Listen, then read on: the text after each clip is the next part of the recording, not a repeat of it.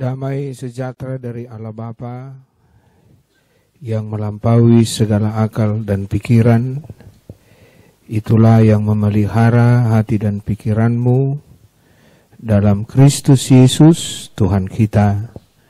Amin. Bapak Ibu, saudara-saudara yang dikasihi Tuhan, firman Tuhan untuk kita pada hari Minggu ini tertulis dari kitab Nabi Maleaki pasal 3 dimulai dari ayat 13 sampai dengan ayat 18. Beginilah firman Tuhan. Bicaramu kurang ajar tentang aku, firman Tuhan. Tetapi kamu berkata, apakah kami bicarakan di antara kami tentang engkau? Kamu berkata, adalah sia-sia beribadah kepada Allah. Apakah untungnya ketika kita memelihara apa yang harus dilakukan terhadapnya dan berjalan dengan pakaian berkabung di hadapan Tuhan semesta alam? Oleh sebab itu, kita ini menyebut berbahagia orang-orang yang gegabah. Bukan saja mujur orang-orang yang berbuat fasik itu, tetapi dengan mencobai Allah pun mereka luput juga.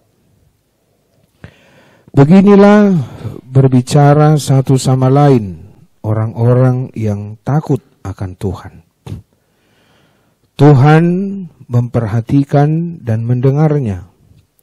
Sebuah kitab peringatan ditulis di hadapannya bagi orang-orang yang takut akan Tuhan dan bagi orang-orang yang menghormati namanya. Mereka akan menjadi milik kesayanganku sendiri, firman Tuhan semesta alam. Pada hari yang kusiapkan, aku akan mengasihani mereka, sama seperti seorang menyayangi anaknya yang melayani dia. Maka kamu akan melihat kembali perbedaan antara orang benar dan orang fasik, antara orang yang beribadah kepada Allah dan orang yang tidak beribadah kepadanya.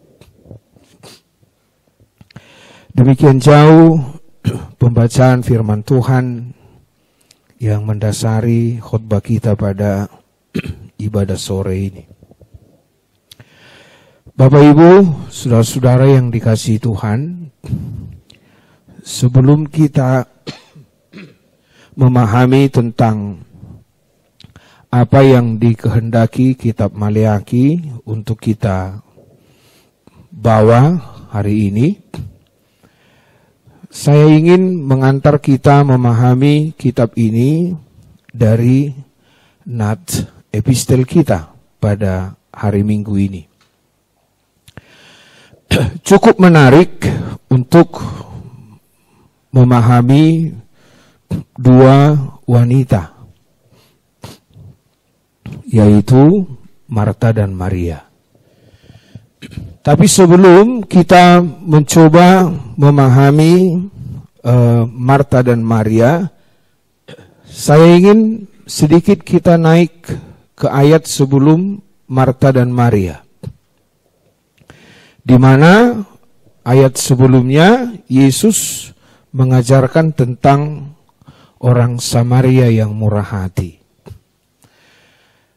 Di sini kita melihat satu peristiwa penting, bagaimana Yesus mau menekankan apa sebenarnya yang harus dilakukan oleh orang yang mendengar, mengerti tentang firman Tuhan. Ya, makasih, Bang. Gitu.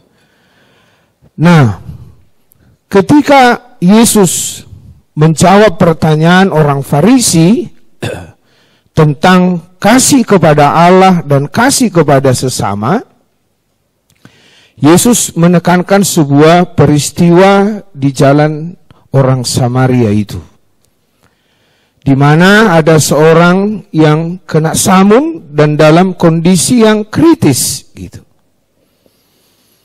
Lalu lewatlah orang-orang yang menyatakan dirinya imam, pemimpin rumah ibadah pada masa itu. Tentu kalau seseorang digolongkan menjadi golongan imam, pastilah golongan imam ini adalah orang-orang yang sudah mengetahui apa yang patut, yang harus mereka lakukan ketika mereka berhadapan dengan seseorang yang menderita. Tapi coba, imam itu hanya melihat, bahkan tidak memberi rasa simpati terhadap orang yang kena samun itu. Simpati itu bisa dilakukan hanya sebatas bicara, dan dia hanya berhenti melihat lalu pergi meninggalkan. Catat, seseorang yang tahu, seseorang yang paham apa yang harus dilakukan kepada manusia yang menderita. Yang kedua, lewatlah orang-orang yang mengerti Taurat. Dan ini pun menjadi kelompok golongan orang-orang yang terhormat pada masa itu, Bapak Ibu. Tentu sebagai seseorang yang terpelajar, atau dalam kiasan sekarang mahasiswa teologi atau sarjana teologi, atau yang paham tentang ilmu Tuhan.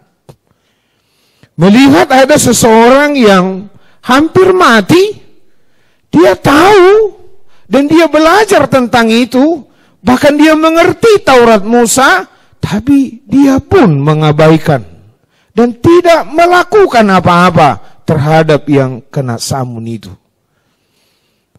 Lalu Yesus bilang ada orang Samaria yang dikatakan kafir oleh orang-orang yang dua golongan ini, yang dikatakan tidak beragama oleh golongan dua orang ini. Bahkan kalau menurut beberapa penafsir, orang Samaria ini adalah orang yang mendengar tentang Yesus dari kejauhan. Bisa jadi berita ke berita yang mereka dengar. Tapi ketika dia melihat satu realita kehidupan yang pahit, bukan hanya membalut, bukan hanya mengobati, tapi dia membawa si penderita ini ke sebuah tempat yang nyaman. Bahkan dia memberi garansi kepada pemilik rumah itu, kalau biaya yang dia berikan kurang, dia akan memberikan atau membayarkan kekurangan itu. Lalu Yesus bilang, siapakah sebenarnya orang yang mengenal Tuhan? Bapak Ibu, dilanjut peristiwa Marta dan Maria. Satu rumah, tapi berbeda paradigma berpikirnya. Ya, Yesus datang mungkin karena semangat yang luar biasa bagi sosok Marta, sehingga dia lupa apa yang prioritas gitu. Ya, namanya orang bertamu tidak salah menyiapkan segala sesuatunya. Sama seperti kalau pendeta datang berkunjung, Amang, kita makan dulu baru pulang. Contoh. Gitu. Tentu yang mempunyai rumah sudah mempersiapkan. Pertanyaannya, apakah yang dilakukan Marta itu salah? Tidak. Persoalannya di mana? Perhatikan perkataan Marta kepada Yesus. Guru, apakah kamu tega melihat saya sibuk ke sana kemari, ke kanan ke kiri, ke depan ke belakang, padahal si Maria duduk tenang dekat kakimu. Persoalannya di situ. Dia mau melakukan sesuatu yang baik, tapi dasar dia melakukan sesuatu yang baik itu hanya untuk menuntut pujian. Bahkan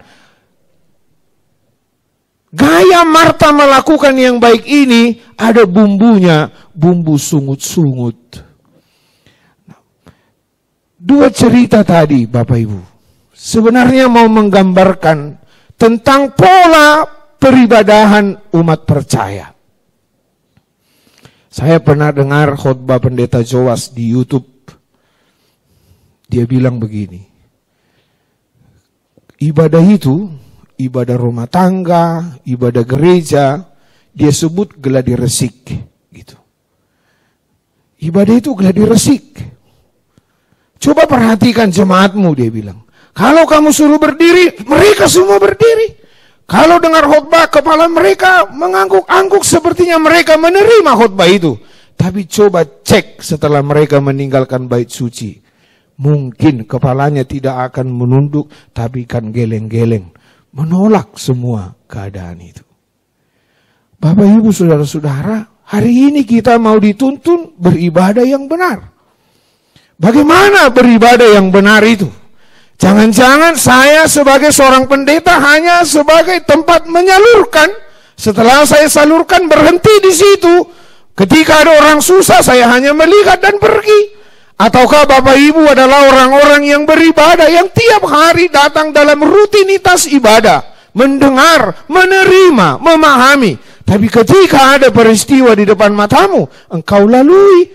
Padahal ada orang yang di luar gedung ini yang hanya mendengar khotbah ini secara tidak jelas, tapi dia menangkapnya dan melakukannya. Ibadah siapa yang paling benar? Ternyata ibadah itu apa? Aksi. Gitu.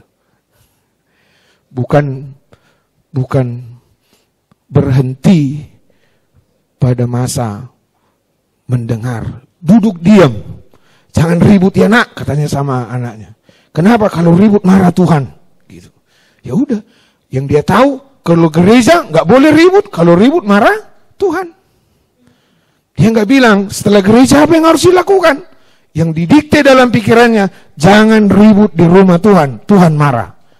Gitu. Sebenarnya bukan Tuhan yang marah siapa? Mamanya. Gitu. Itu. Lalu bagaimana? Kan sama halnya dengan nats kita hari ini, Bapak Ibu. Maleaki.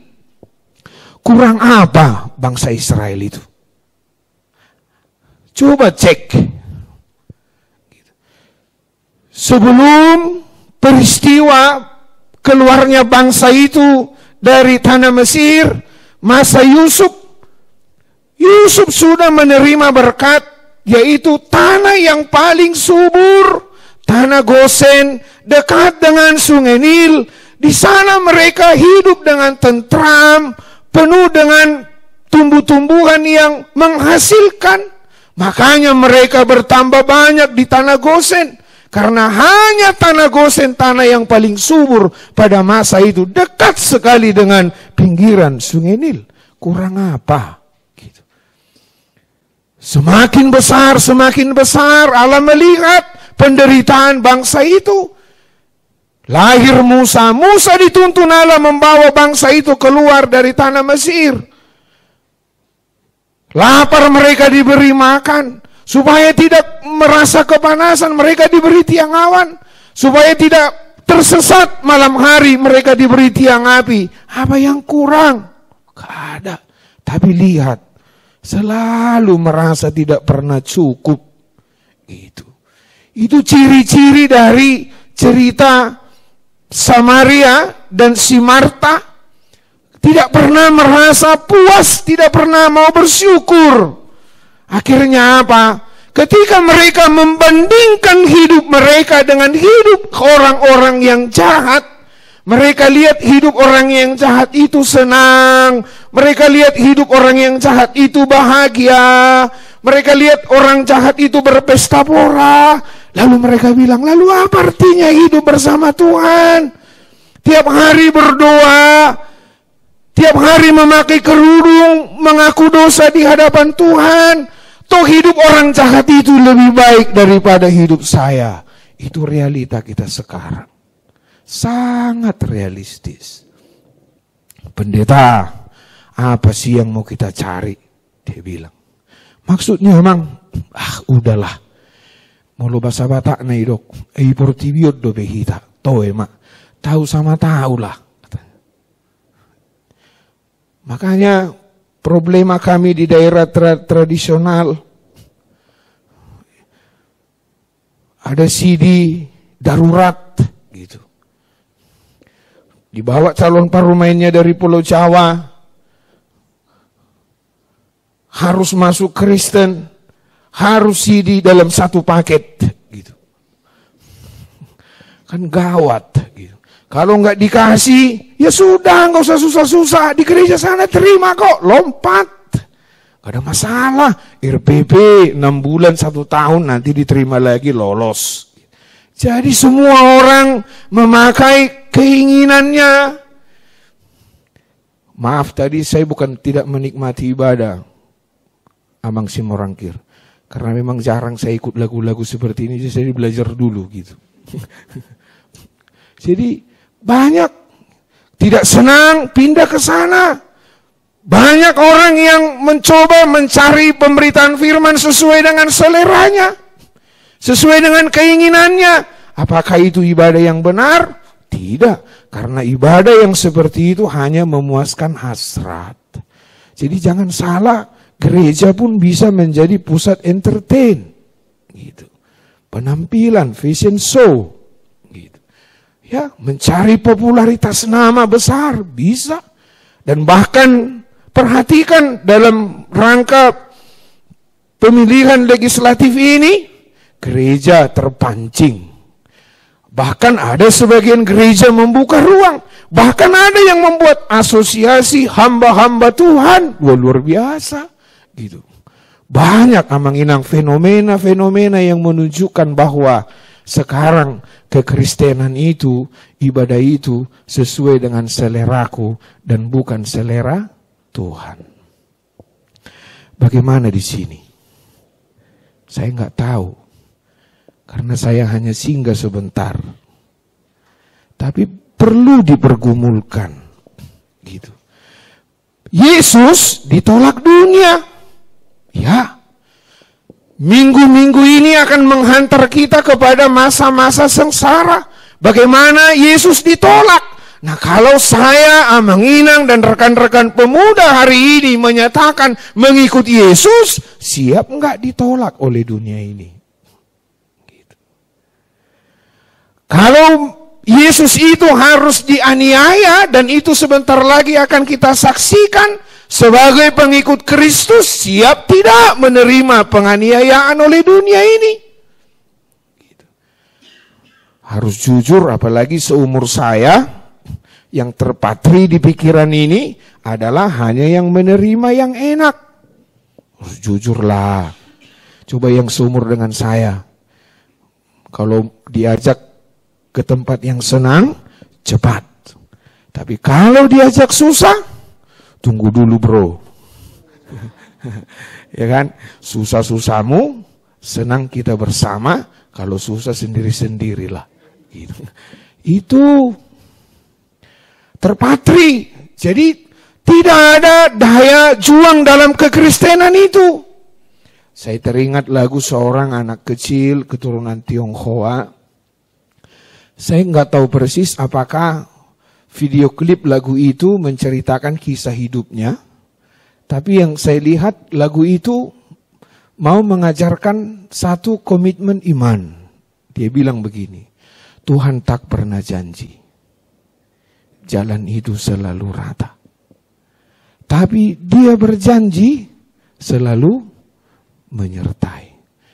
Tuhan tak pernah janji langit itu selalu biru. Tapi dia berjanji selalu memberi kekuatan. Jangan pernah menyerah. Jangan berputus asa. Karena mukjizat itu ada bagi setiap hati yang menyembah. Tahu worship leadernya? Nanti nyanyikan. Itu bagus lagunya. Dia bilang, anak kecil, Ternyata di video klip itu ayah dan ibunya terus berantem dan diambang perceraian. Gitu. Anak kecil bisa melihat bagaimana suami dan istri mau bercerai, orang tuanya ribut terus, tapi karena dia yakin bahwa penderitaan yang dialaminya, pergumulan berat yang merasuki hidupnya, kepahitan yang di depan matanya tidak lebih besar daripada Tuhan yang dia percayai. Itu ibadah. Jadi setiap aku mau berjumpa dengan Allah, walaupun mataku melihat di sana bahwa si jahat itu berpesta pora, kalaupun aku melihat bahwa si jahat itu sepertinya semakin sukses, bahwa si jahat itu semakin bahagia, aku yakin kesuksesan si jahat itu, kebahagiaannya itu, mungkin kekayaannya itu tidak kekal, tapi aku memiliki Allah yang kekal, yang melebihi apa yang dia miliki, dan kuberi nama Yesus. Itu komitmen iman dalam ibadah. Gitu. Makanya aku tidak dibenarkan karena kependetaanku, dan aku tidak pernah menjamin karena aku pendeta masuk surga. Amang Sintua dan semua pelayan, jangan pernah menganggap pelayananmu itu membenarkan dirimu. Dan kehadiranmu sebagai jemaat tidak membenarkan kehadiranmu. Yang bisa membenarkan kehadiranmu hanya iman percayamu. Makanya kalau ditanya, apa motivasimu melayani Bapak Tua? Orang bilang panggilan, lalu bishop bilang, mana surat panggilnya? Siapa yang memanggil engkau? Gitu. Kenapa mau jadi worship leader? Karena ganteng. Siapa tahu dilihat wanita tertarik.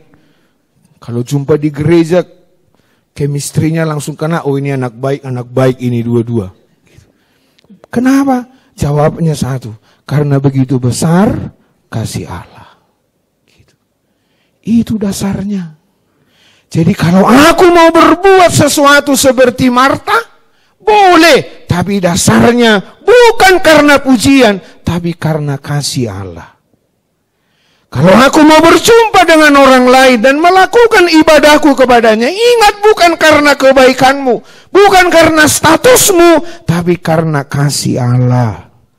Itu yang dibilang Martin Luther, sola fide, hanya karena iman, tapi tidak cukup iman, harus ikut buah-buah iman.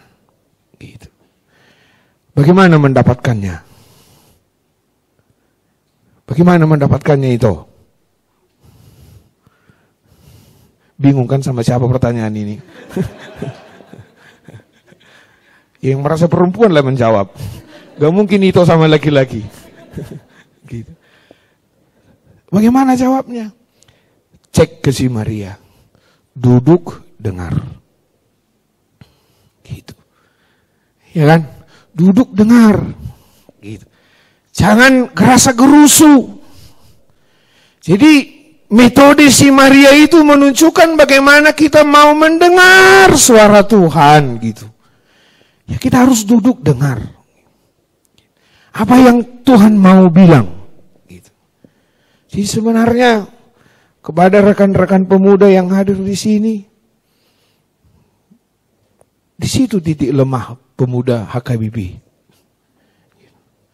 Karena sudah terkontaminasi dengan sistem bapak-bapak dan mama-mamanya. Saya bilang itu waktu khutbah Natal di Medan. Coba lihat pemuda NHKBP, sibuk berkutat dengan program, apa yang mau kita buat? Terus dari mana uangnya ini? Sudah tidak ada lagi satu wadah bagaimana mendengarkan suara Tuhan. Bagaimana pemuda itu duduk mendengar gitu. Dia bilang buku Binsar. Binsar menulis. Gitu. Bagaimana pergi sesaat dari rutinitas mendengar apa yang mau Tuhan bilang buat saudara. Gitu. Itu yang jarang kita lakukan. Oleh karena itu Tuhan bilang sama si Marta tentang si Maria, lihat, tidak seorang pun yang bisa mengambil kebahagiaan si Maria. Gak ada yang bisa mengambil. Kenapa? Karena dia memilih yang tepat. Dia mau duduk dan mendengar. Gitu. Dia mau duduk dan mendengar. Makanya disebut yang berbahagia adalah yang mendengar. Jadi mari Amang-Inang, setiap ada kesempatan dalam hidupmu, supaya realita ibadah itu benar-benar terjadi dalam kehidupan saudara dan saya, berikan waktumu untuk duduk dan mendengar tentang Kristus. Gitu. Itu yang harus kita lakukan. Kenapa? Karena ayat ini berkata, terjadi pemisahan. Masih ada waktu, Amang? Iya. Karena saya pulangnya besok gitu. Jadi terjadi pemisahan. Ingat cerita lalang dan gandum. Kalau bahasa Batakna eme dohot si mareme eme. Gitu. Tuhan izinkan tumbuh. Bahkan terkadang lalang itu lebih gemuk daripada gandum. Tapi ingat, ada masa panen. Di mana gandum akan memberi nilai bagi orang lain atau bagi makhluk lain, sedangkan lalang dia akan diinjak-injak, dibakar dan tidak memberi dampak. Jadi kalau saya dan saudara meyakini bahwa kita ini adalah orang-orang yang mau duduk dan mendengar Tuhan, dan apa yang kita dengar itu menjadi dasar kita melakukan sesuatu, percayalah, ketika pemisahan itu terjadi, pasti tempatmu lebih indah. Dan tidak ada seorang pun yang bisa mengambil itu.